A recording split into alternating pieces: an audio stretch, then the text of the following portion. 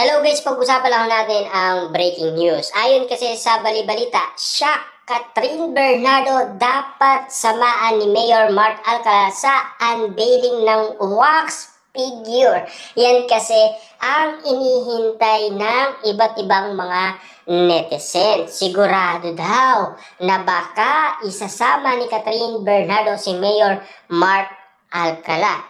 Kaso nga lang, ano kaya ang masasabi ni Mami Min Bernardo? Na alam niyo naman siguro, marami ng kamukha si Catherine Bernardo. Ang pagkakataon nga naman, di ba? Kitang-kita niyo naman, ang dami palang kamukha ni Catherine Bernardo.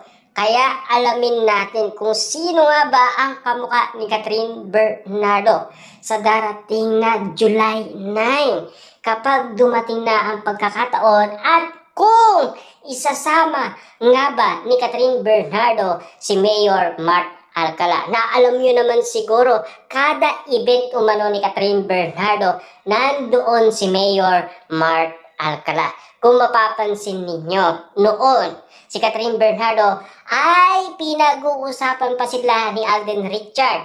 Nandoon din sa event si Alden Richard. Kaso nga lang, ang manliligaw pala ni Catherine Bernardo na si Mayor Mark Alcala na nahimik lang. Ayon kay Ogie Diaz, baka daw kasi kung sakasakaling sumingit siya, makasira siya sa image ng Kat din. Baka gumulo ang sitwasyon ng nasabing image ni na Alden Richard at Catherine Bernardo. Siyempre, alam niyo naman siguro sa daming manliligaw ni Catherine Bernardo kung sino ang papasok sa puso ni Catherine Bernardo, yun lang ang tatanggapin ni Catherine Bernardo. Diba?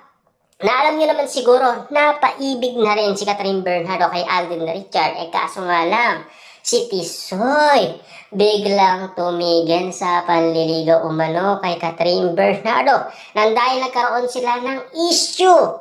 Bigla na lamang kasing nasabi nila na magkaibigan lang daw sila.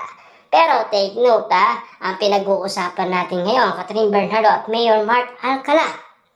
Kung katotohanan nga ba na makikita si Mayor Mark Alcala ng iba't ibang mga netizens sa darating na July 9 para lamang sa kakambal ni Catherine Bernardo.